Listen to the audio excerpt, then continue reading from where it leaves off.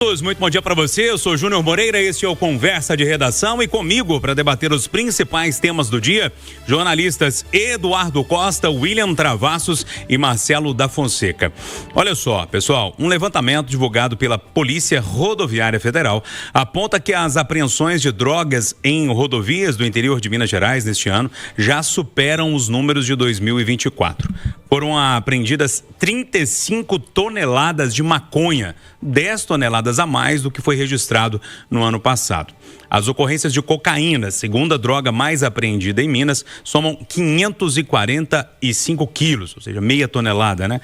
As rodovias com maior número de apreensões, Fernão Dias, ali naquele trecho BH-São Paulo, BR-251, na região do norte de Minas, que liga também ao nordeste do Brasil, e trechos do Triângulo Mineiro, por óbvio, né? É uma região de logística muito grande ali no Triângulo Mineiro. Bom, Eduardo Costa, quando a gente olha para essa situação toda, e muitas vezes a gente critica aqui a Polícia Rodoviária Federal por causa da não fiscalização das estradas, e muitas vezes eles falam, olha, a gente está focando muito também nessa questão da apreensão. Pô, se está focando na apreensão, e aí deve ter uma diretriz lá de cima, que a gente não sabe qual é, né? O fato é que está dando certo. Bom dia para você. Bom dia a todos. Ô, Júlio, eu peço desculpa àqueles ouvintes que já escutaram isso umas 10 vezes aqui na rádio, porque o ouvinte da Itatiaia é fiel, mas eu preciso repetir que em 1990, lá se vão, Júlio, 35 anos, convidado que fui pela força da rádio, pela Embaixada dos Estados Unidos, para ser o representante brasileiro naquele ano. Eles fizeram uns 9, 10 encontros, levaram jornalistas da América, do mundo. E era um grupo de 21 pessoas. Naquele ano de 1990 foram 3 latino-americanos e eu um deles. E nós tivemos palestras com as maiores autoridades, inclusive o cargo que lá é equivalente ao ministro da Justiça no Brasil, pedindo que ajudássemos no chamado Terceiro Mundo a preparar a população e os governos para o que viria. Porque eles estavam oficialmente, na década de 90, reconhecendo que os Estados Unidos não dariam conta de combater o narcotráfico. E que se isso lá era terrível, isso seria trágico para países como o Brasil. Então, toda vez que eu vejo esses números, eu lembro daquelas autoridades americanas dizendo o seguinte: vocês não sabem o que vem por aí. A partir de Escobar, Colômbia e Bolívia, principalmente perto de vocês. Aí eu fico vendo esses números, eu fico vendo... E o que eles diziam sempre, Júnior? A extensão territorial do Brasil. E no caso de Minas Gerais, além da extensão territorial, que é gigantesca, né? Minas é do tamanho da França, tem a questão da localização geográfica estratégica para o tráfico. Por exemplo, a droga, primeiro, é transportada para estados que fazem fronteiras com outros países sul-americanos, claro. A cocaína e a sua pasta base, que também é matéria-prima para o crack, originárias da Bolívia, são injetadas no Brasil através do Mato Grosso do Sul e seguem por terra até a divisa de 2 estados no Pontal do Triângulo Mineiro. Dali até o Pontal para fora é a chamada Rota Caipira. Numa outra ponta, a maconha proveniente do Paraguai passa também pelo Mato Grosso, segue mais ou menos o mesmo trajeto, só que pelo Paraná, via Foz do Iguaçu. Então, é muito território. Por isso, gente, que quando a gente for falar de droga, a gente tem que considerar a ação de um município, de uma prefeitura, no trato com os usuários, no melhor monitoramento daqueles que estão exagerando em praça pública. Depois tem o Estado, que é de fato o responsável pela questão da segurança, que tem que ter mecanismos fortes de repressão. E aí vem o que é mais importante, principalmente no caso do Brasil, o governo federal, que não pode ficar omisso, porque se essa droga que faz tanto estrago vem, ela passa pelas fronteiras. E esse é um assunto de governo federal. E na medida em que o tempo passa, o que está ruim, né? O trem que devia prosperar vai só saindo dos trilhos. O Renato e os Neto têm nos trazido com frequência que alguns dos bandidos mais perigosos de Minas Gerais, traficantes, um deles, aquele que pagou a advogado, diretor de uma PAC de Santa Luzia, assistente lá de direito, pagou as 10 pessoas, foi transferido indevidamente para a PAC, no lugar dele. e foi resgatado com homens vestidos de terno e com fuzil na mão, vale dizer que todos os envolvidos foram condenados e isso não é a regra da PAC, viu, gente?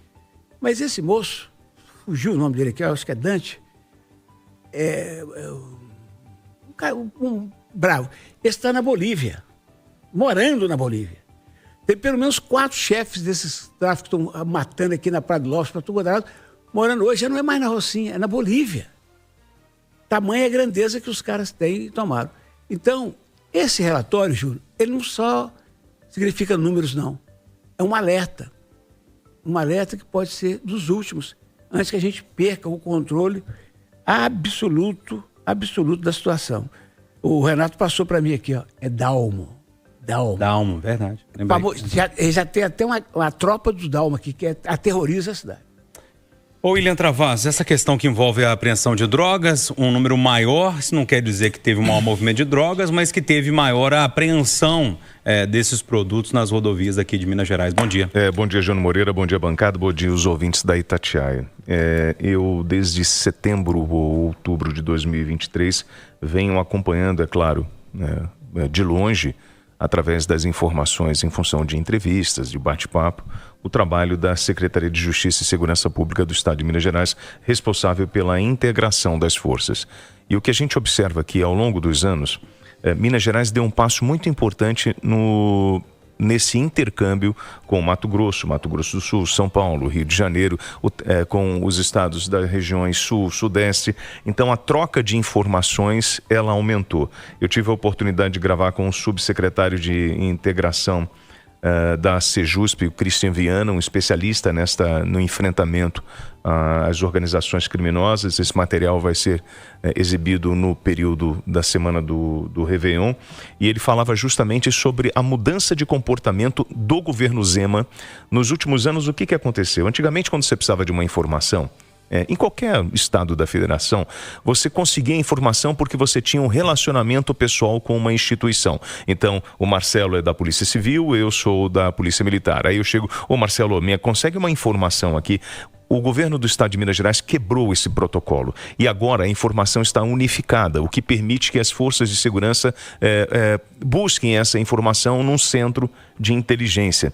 Então, a troca de informações no estado de Minas Gerais, ela produziu mais conhecimento, logo mais resultado de apreensões, prisões, e esse intercâmbio não só com o que você vê na cidade administrativa, naquele centro de controle que é reservada a entrada e só entra pessoas autorizadas que estão da área de segurança pública, são todas as forças de segurança dentro de um centro de comando trocando informações. Então, esse resultado das apreensões, isso é muito fruto de um trabalho de inteligência muito bem feito e de integração pela Secretaria de Segurança Pública do Estado de Minas Gerais, em parceria com as outras secretarias dos outros estados. O crime, ele tem esse poder de comunicação e articulação. E o Estado já entendeu isso e vem quebrando esse paradigma. Qual é a maior dificuldade?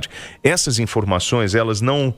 No Brasil, as coisas não funcionam como estão funcionando em Minas. O objetivo é que você tenha um centro integrado de informações no Brasil inteiro para que as instituições possam lá buscar essa informação. Minas já deu esse primeiro passo. E eu vejo com muita alegria esse resultado que estão apresentando em função mesmo, e é um trabalho da Polícia Rodoviária Federal que trabalha em conjunto com o governo do Estado. Então, a gente tem que dar um mérito, sim, ao trabalho de integração que está sendo feito pelo Estado. E aí, Marcelo da Fonseca? Bom dia, Júlio. Bom dia, amigos Conversa. Bom dia a todos os ouvintes. Eu não tô querendo jogar água no chope do William, não. Entendo que tem que elogiar. Eu tô falando que você tá apontando os dados positivos, dos números. Eu entendo que tem essa melhoria no trabalho. Não sou especialista na área, então reconheço aí que você sabe falar melhor sobre o tema. E também reconheço o Eduardo falando de todo esse histórico, desse problema. Agora, a minha impressão é que a gente fica enxugando gelo. Porque 2025 foi recorde comparado com 2024. 2024 foi recorde comparado com 23. 23 foi recorde comparado com 22. Então, está aumentando cada vez mais a apreensão de drogas, mas será que está resolvendo? É o trabalho só da polícia? Ou se está aumentando realmente o tráfico de drogas no Brasil? Ou se a gente está vendo cada vez mais essas facções se organizando e conseguindo levar uma quantidade cada vez maior para atender a demanda? Eu fico pensando, eu não tenho resposta não, eu tenho uma dúvida mesmo. Será que é só o trabalho eficiente? Ou se realmente a gente está vendo cada vez mais o tráfico de drogas tomar conta do país. E aí é como o Eduardo falou, é uma situação muito preocupante, porque ano que vem vai ter uma apreensão maior do que esse ano, provavelmente. E 2027 vai ser maior que 2026. Isso, na prática, está realmente significando menos gente usando droga no Brasil? Essa é a minha principal dúvida. E aí eu vou te responder aquilo que eu já ouvi há muitos anos. Né? Como o Edu falou, tem toda essa complexidade, né? Por exemplo, no estado de Minas Gerais, da posição geográfica, a droga que vai para a Europa, ela vai passar por aqui em algum momento para ir para o Porto de Santos, para o Porto do Rio de Janeiro ou para o Espírito Santo. Tem toda uma complexidade nessas rotas. Mas, Marcelo, não existe a palavra solução. O que a gente trabalha, e o que eu mais ouço na área de segurança pública é contenção. O ser humano, ele tem um vazio absurdo, ele busca no entorpecente tampar esse vazio. A gente não vai conseguir resolver isso. Agora a gente vai ter que conter. Permita-me. Lógico. Marcelo. Eu já te falei que você manda aqui ou não? É ele que manda? Lógico. Eu sabia. Marcelo. Antiguidade é posto. O Travasso foi claro, mas eu preciso endossar. É contenção. Meia boca. Toda e qualquer autoridade, embora faça discurso diferente, sabe que no fundo, a situação só piora. Só piora. E aquela frase que o Lula disse, inadequadamente, fora do contexto, e muito mais preocupado em se safar do problema que é dele, do que propriamente ser sociológico, ser antropológico, é verdadeira. Do quê? Que o traficante é vítima do usuário? Não, eu vou chegar lá. Tá. Respira. O traficante não é vítima do usuário. O traficante é o algoz do usuário. Mas enquanto houver interesse nesse vazio existencial da humanidade, nesse buraco que a gente está metido, tendo ou não dinheiro, haverá interesse pela droga e haverá traficante, que é coisa do capeta. O traficante não é vítima de ninguém, é uma coisa do capeta. Mas isso só existe por causa de um outro problema mundial, humano, histórico, espiritual. Está faltando Deus, está faltando espiritualidade e está faltando, no contexto das nossas autoridades, Marcelo, é um faz de conta, Marcelo. É porque você aumenta a pena, você aumenta a pena para o crime, né? Você torna a legislação mais dura. Você aumenta o trabalho das polícias, integração, como o William bem citou. Prender os caras, Marcelo. Como que vai resolver o problema, então? Não tem jeito. Onde prender, Marcelo. Não tem para onde levar, esses caras vão voltar a traficar mesmo. Eu tenho uma pequena sugestão. Vamos chamar de louco ainda. Não tem outro caminho, amigo. Pega tudo que foi, só o que foi declarado, fora o que a gente não sabe. Pega só aquilo que a gente descobriu durante o ano que foi roubado. Roubado do Banco de Brasília, roubado do INSS. Pega só isso e joga nessas comunidades para estimular esporte, para estimular atividades extraescolares. E espera 20 anos. É só esse caminho. Não sei se isso resolve, não. Vamos lá, deixa eu mudar de tema aqui, gente. Agora eu tô retomando o poder aqui. Ditador Júnior Moreira. Por favor. Pessoal, é o seguinte, um desabamento de uma casa deixou 5 pessoas feridas no bairro Morro São Francisco, em Sabará, nessa terça-feira. Conforme informações apuradas pela Itatiaia, uma criança de 5 anos foi resgatada com parada cardiorrespiratória. Inclusive, Coronel Godinho deu uma entrevista ao vivo a Cátia Pereira e Eustáquio Ramos sobre esse assunto. Essa criança foi resgatada com parada cardiorrespiratória, levada ao Hospital de Pronto-Socorro João 23. As informações que a gente tem até agora que ela está estável, grave, mas estável, né? A Defesa Civil de Sabará e o Corpo de Bombeiros atuam nessa ocorrência e a casa, Eduardo, acho que até pelo nome do bairro, né? Ele é autoexplicativo, Morro São Francisco, fica numa região realmente de risco e choveu bastante em Sabará nos últimos dias. 2 frases. Primeira, nunca devemos esquecer Patrus Ananias, que comandou o programa Vila Viva, que acabou com áreas de risco que matavam durante décadas, fez os tais do predinho que muita gente critica, e nunca mais tivemos essa notícia desastrosa, apesar de alguns abusos que ainda temos. Segunda frase, foi a mão de Deus que salvou essa criança e é a mão de Deus que está salvando milhares e milhares toda vez que chove em Minas Gerais. Ô, William Travassos, e aí?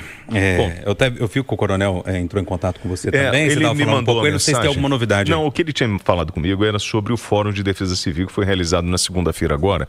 A Grambel, ela resolveu criar um acordo de cooperação técnica entre os municípios, né, da região metropolitana, o que isso ajuda muito nessa troca de informações.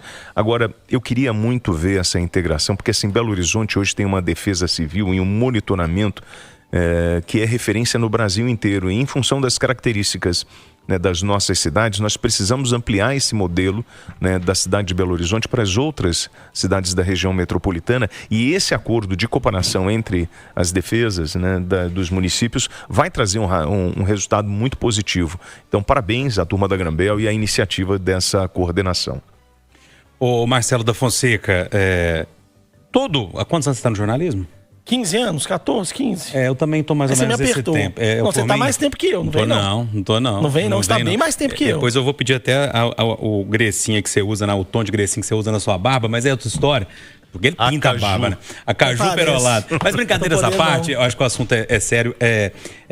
Quantos anos que você está no jornalismo, que você escuta no final de ano, dezembro, janeiro, fevereiro, isso aqui que a gente está noticiando agora. Tá, se não for em Belo Horizonte, em Sabará, em Contagem, em Nova Lima, em qualquer lugar aqui. E está começando o período chuvoso. Né? Então, de agora até final de março, provavelmente, essas notícias vão ser recorrentes, porque a chuva vai acumulando, né? Vai ficando cada vez mais perigoso. O que me chamou a atenção nesse caso de Sabará é que exatamente essa região em que desabou essa casa nessa madrugada, ela está incluída no PAC. No PAC que foi anunciado lá atrás, em 2023. Tem dinheiro para ser enviado nessa região. Tem recurso para ser enviado para ajudar essas famílias a ter uma segurança maior.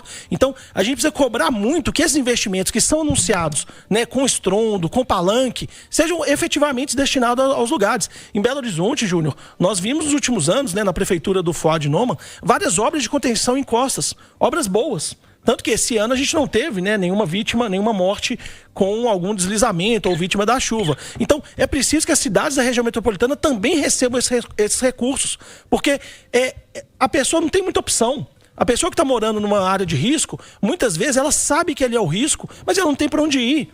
Ela não pode ir para a rua, né? A gente não fala do problema de morador de rua que é tão grave aqui na região metropolitana de BH. Então, a pessoa fica ali esperando realmente alguma solução. E aí é preciso que a prefeitura, não só a Defesa Civil, que depois que acontece o acidente vá, a prefeitura antecipe esse problema, acompanhe efetivamente as famílias e demonstre o que está sendo feito para resolver o problema. Porque só a Defesa Civil e depois, isso a gente vai ver que as vítimas vão continuar crescendo. A gente tem risco geológico agora em Belo Horizonte, Venda Nova, região Nordeste e Leste. É risco moderado neste exato momento. Mas o que adianta essa informação se a gente já sabe? Toda a informação, não, porque aí você tem um trabalho de... Não, sim, Edu, mas não tem... Ô, Edu, a gente está falando de cidades que foram construídas no meio da montanha, em encostas. Você acha que você vai mudar isso como? Obras. Obras e obras. Então, isso não tem dinheiro, vamos falar. Mas não é prioridade isso? Gente... Eu acabei de citar aqui uma iniciativa. O Patrus foi prefeito de Belo Horizonte em 93. Sim. Você bota 7 mais 25, são 32 anos atrás. Ele fez um negócio, William, arrumou uma verba. O que ele fez? Foi nas áreas onde toda vez que chovia, risco, e matava gente, William. Sim. Tirou aquelas famílias dele e falou assim, vocês querem indenização para ir para Portugal? Quer morar num predinho, nós vamos fazer. Verticalizou a moradia e onde era área de risco virou rua para entregar pizza, para ambulância chegar. Enfim, agora, William, presta atenção, amigo. O Marcelo citou, eu quero destacar. O FUAD fez 200 obras de contenção que estão pesando. Agora, sabe aquele dinheiro da limpeza da Pampulha que, segundo a polícia, estava sendo desviado? Se não fosse roubado, ele nos permitiria fazer 500 obras. Então, William, eu compreendo perfeitamente. Belo Horizonte é um caldeirão. É uma Medellín piorada, né, na Colômbia, né? Porque você tem as laterais que são altas e tudo vai fuzilando para dentro. Agora nós temos que tomar 3 atitudes. Uma é prioridade. Outra é não parar o processo, William. É continuar nas vilas, favelas permanentemente. E o terceiro, repensar o nosso jeito de canalizar córrego. Continuamos fazendo a coisa errada. E, eu estava esquecendo, agora que a prefeitura vai mexer no código de posturas, que mexe todo prefeito mexe todo ano, gente, vamos parar de construir onde não pode mais, do jeito que está sendo feito. Eu vou falar pela última vez, hein? Essa Barão Homem de Melo, viu, Travasso? Vai ser a inundação do futuro. Porque eles estão empaturrando prédio para tudo quanto é lado. uma hora vem a conta. E tem uma audiência qualificada me lembrando de uma coisa aqui, e tem razão, que muitos recebem essa indenização, saem de lá, pegam dinheiro, depois voltam para esse mesmo lugar. Em Nova Lima é muito comum, em Sabará, e em Belo Horizonte também, acontece muito. Rua Serenata da Serra. Vai lá em Birité.